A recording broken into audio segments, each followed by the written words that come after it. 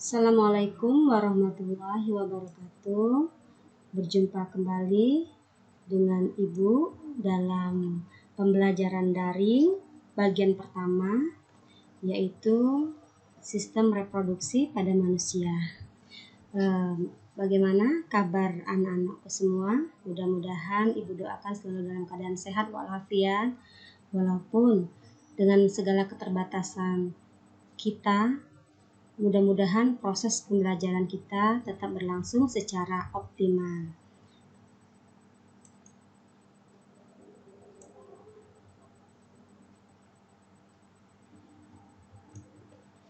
Baiklah, hari ini kita akan membahas tentang sistem reproduksi pada manusia.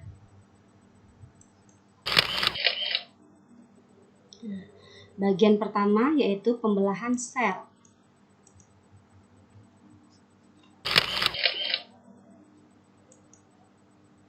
Kompetensi dasar menghubungkan sistem reproduksi pada manusia dan gangguan pada sistem reproduksi dengan penerapan pola hidup yang menunjang kesehatan reproduksi. Indikator pencapaian: melalui proses pembelajaran daring, peserta didik mampu mendeskripsikan pembelahan mitosis dan meiosis. Selanjutnya, peserta didik mampu menjelaskan karakter atau sifat sel anakan hasil pembelahan mitosis dan meiosis. Nah, di sini terdapat gambar sebuah keluarga yang terdiri dari ayah, ibu, dan 3 orang anaknya. Nah, ini adalah contoh proses reproduksi dari induk, ayah, dan ibu menghasilkan anak-anak. Nah, setiap makhluk hidup selalu bereproduksi. Mengapa? Tujuannya untuk mempertahankan keberadaan jenisnya, demikian juga manusia. Sebelum membahas pembelahan sel, kita akan mengulang sedikit tentang organisasi kehidupan. Masih ingat pelajaran kelas 7 SMP dulu? Dimulai dari sel. Sel merupakan bagian terkecil dari suatu makhluk hidup. Kemudian sel berkumpul membentuk jaringan. Jaringan ini adalah kumpulan dari beberapa sel. Kemudian jaringan yang memiliki fungsi yang sama itu akan membentuk organ. Ini contoh organ di sini adalah lambung. Contoh organ yang lainnya ada hati, ada usus, jantung, dan lain-lain. Nah, kemudian organ ini nanti akan membentuk sistem organ.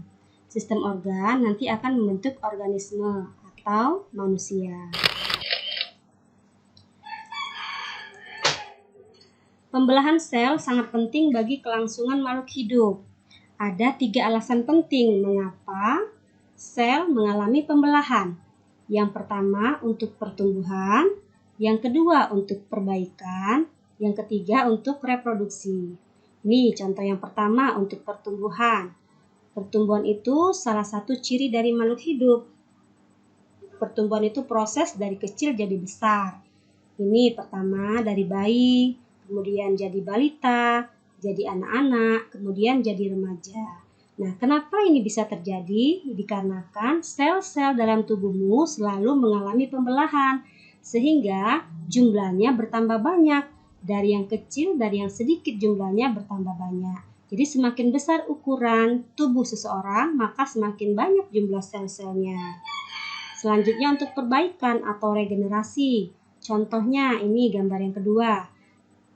Ketika terjadi luka, maka lama-kelamaan lukamu akan menjadi sembuh. Nah, kenapa bisa seperti itu? Karena sel-sel tubuhmu itu mengalami pembelahan, sehingga sel-sel yang mati itu nanti akan digantikan oleh sel-sel yang baru, sehingga nanti membentuk jaringan kulit yang baru, sehingga tadinya kulitmu yang luka lama-kelamaan akan menjadi sembuh karena terjadinya proses regenerasi sel-sel kulit yang mati.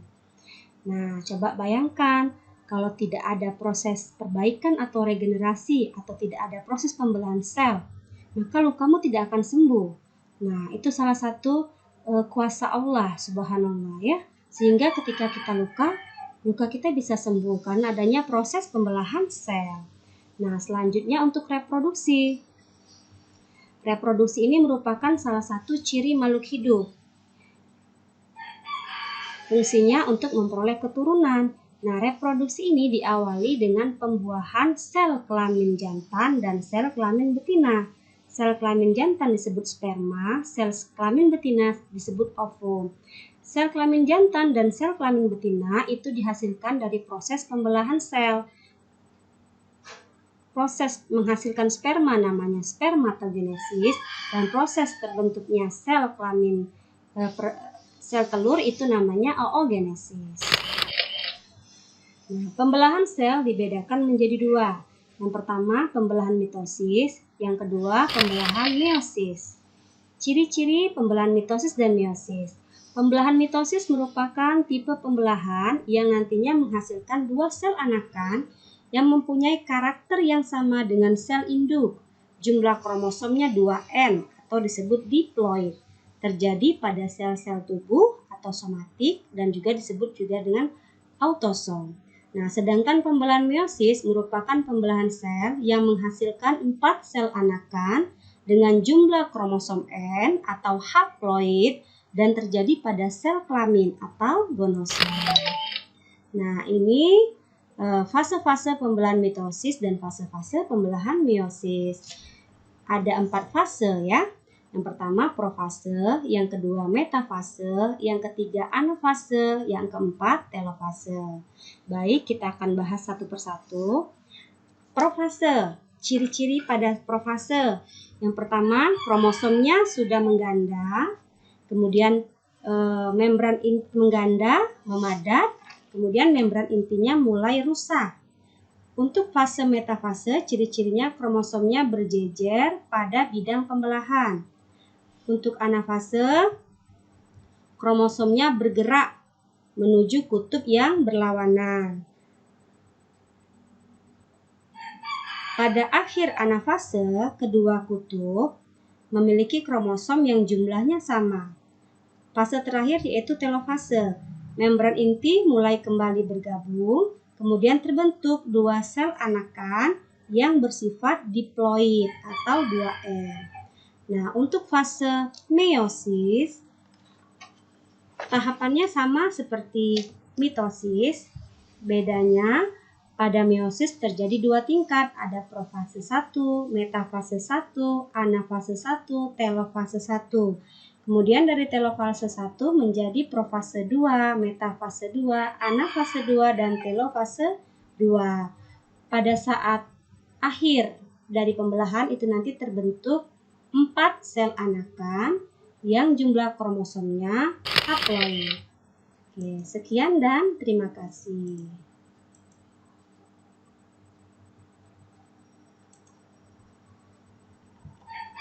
Baiklah, untuk selanjutnya Ibu akan menampilkan video pembelajaran tentang pembelahan mitosis dan meiosis agar lebih mudah dipahami.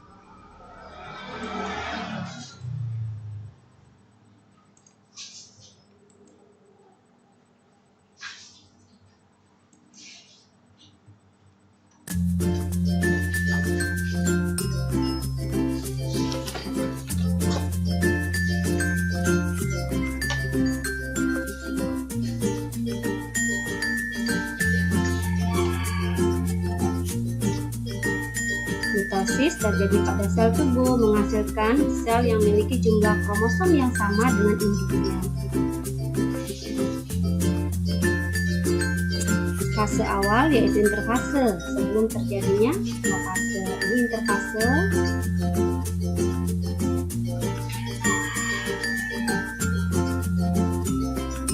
Pada saat profase, fase pertama, ciri-cirinya membran intinya hilang. Kemudian kromosomnya menebal, memendek, dan mengganda menjadi 2 mengganda itu ya. Metafase, ciri-cirinya kromosomnya berjajar di daerah ekuator. Kemudian anafase, ciri-cirinya kromosomnya bergerak menuju ke kutub yang berlawanan. Kemudian telofase, membran intinya mulai terbentuk dan terbentuk 2 sel anakan yang memiliki kromosom yang diploid. Selanjutnya, pembelahan meiosis.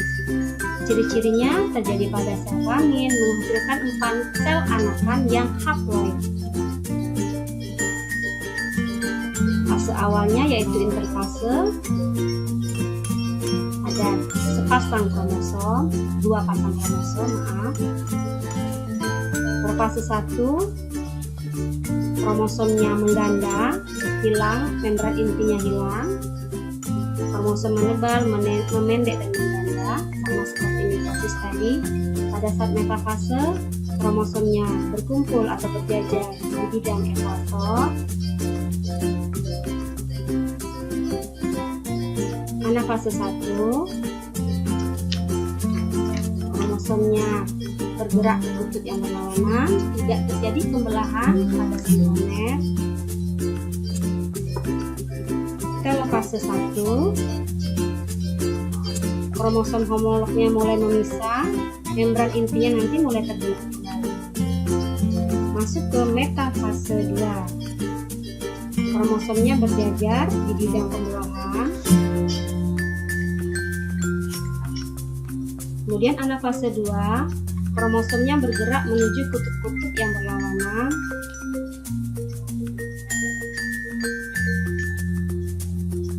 Kemudian telofase 2, membran intinya terbentuk kembali dan terbentuk 4 sel anakan yang memiliki kromosom yang bersifat haploid. Oke, terima kasih. Demikianlah pembelajaran kita pada hari ini. Sampai berjumpa lagi di pertemuan selanjutnya, yaitu tentang alat-alat reproduksi. Tetap semangat belajar di rumah. Ibu akhiri dengan Assalamualaikum warahmatullahi wabarakatuh.